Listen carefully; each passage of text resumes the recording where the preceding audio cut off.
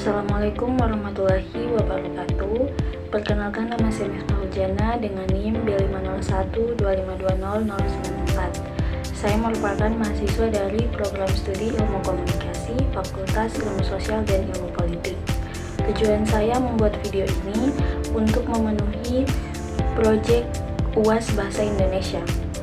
Jadi di sini saya akan membahas tentang proposal kegiatan, proposal penelitian, dan laporan ilmiah.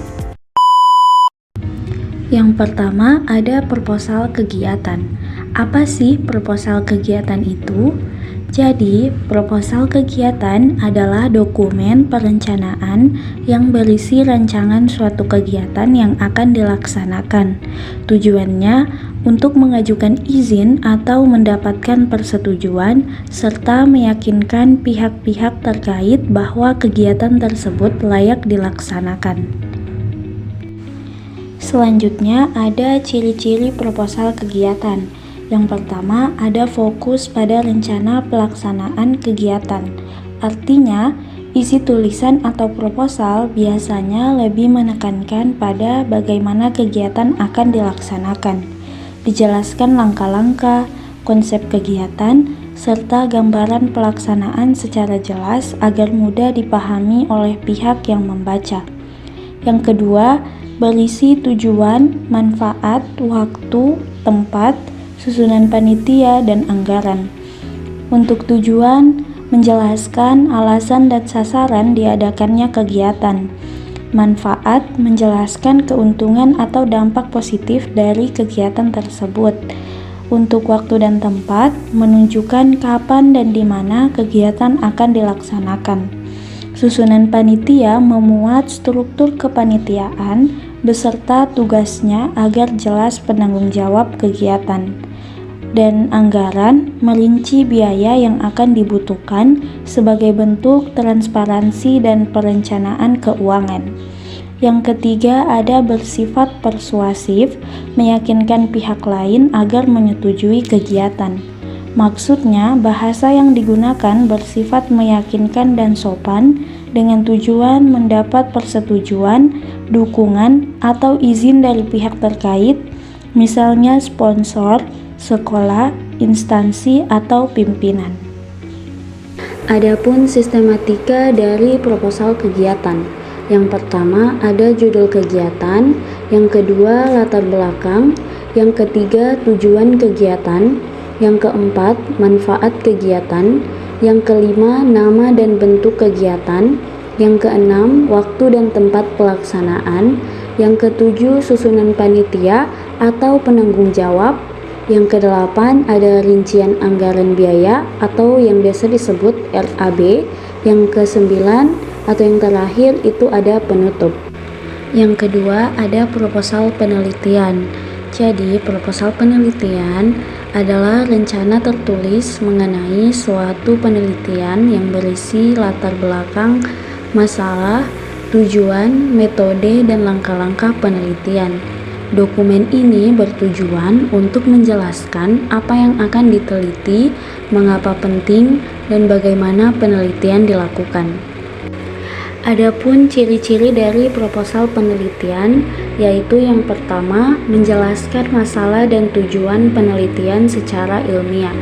Artinya, penelitian harus memiliki permasalahan yang jelas dan dirumuskan berdasarkan fakta atau fenomena nyata, serta tujuan yang disusun secara objektif dan dapat dipertanggungjawabkan secara keilmuan. Yang kedua, menggunakan kerangka teori dan metode penelitian yang jelas. Penelitian harus didasarkan pada teori-teori yang relevan dan menggunakan metode penelitian yang tepat, misalnya kualitatif, kuantitatif, atau campuran, sehingga proses pengumpulan data dan analisis dapat dilakukan secara terarah. Yang ketiga, disusun sebelum penelitian dilakukan. Maksudnya, proposal atau rancangan penelitian dibuat terlebih dahulu sebagai pedoman pelaksanaan penelitian, agar kegiatan penelitian berjalan sistematis dan sesuai rencana. Dan yang terakhir, bersifat rasional, sistematis, dan logis. rasional, dapat diterima oleh akal sehat, sistematis, disusun secara teratur dan berurutan, logis, memiliki hubungan yang masuk akal antara masalah, tujuan, metode, dan hasil yang diharapkan. Nah, selanjutnya ada 10 sistematika dari proposal penelitian. Yang pertama ada judul penelitian, yang kedua latar belakang masalah, yang ketiga rumusan masalah, yang keempat tujuan penelitian, yang kelima manfaat penelitian, yang keenam tinjauan pustaka atau kajian teori, yang ketujuh metode penelitian, pendekatan, teknik pengumpulan data, analisis data. Yang kedelapan ada jadwal penelitian. Yang kesembilan daftar pustaka. Yang kesepuluh lampiran atau opsional. Nah, yang terakhir ada laporan ilmiah. Laporan ilmiah adalah dokumen hasil akhir dari suatu penelitian atau kegiatan ilmiah, berisi temuan, analisis data, pembahasan, serta kesimpulan berdasarkan proses ilmiah yang telah dilakukan. Adapun ciri-ciri dari laporan ilmiah, yaitu yang pertama menjanjikan hasil nyata dari penelitian.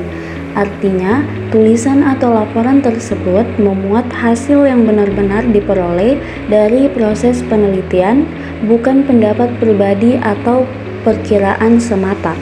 Yang kedua, ada mengandung data, analisis, dan kesimpulan objektif.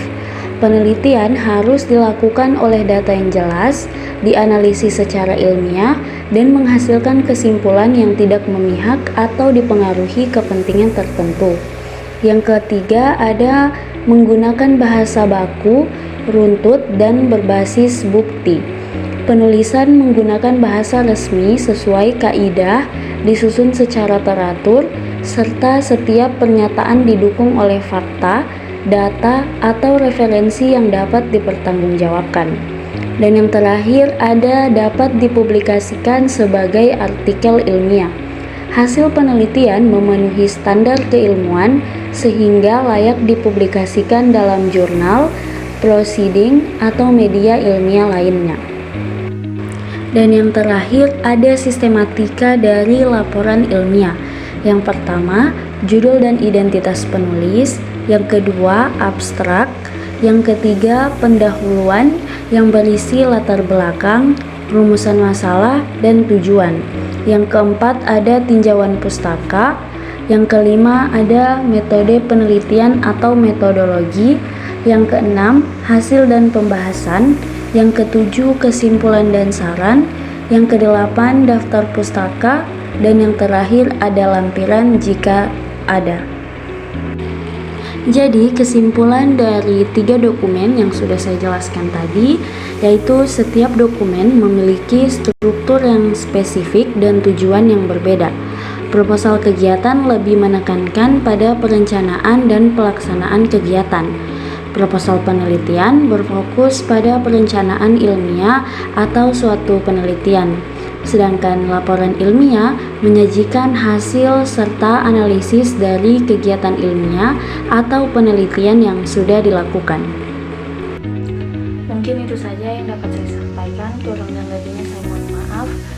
Wassalamualaikum warahmatullahi wabarakatuh.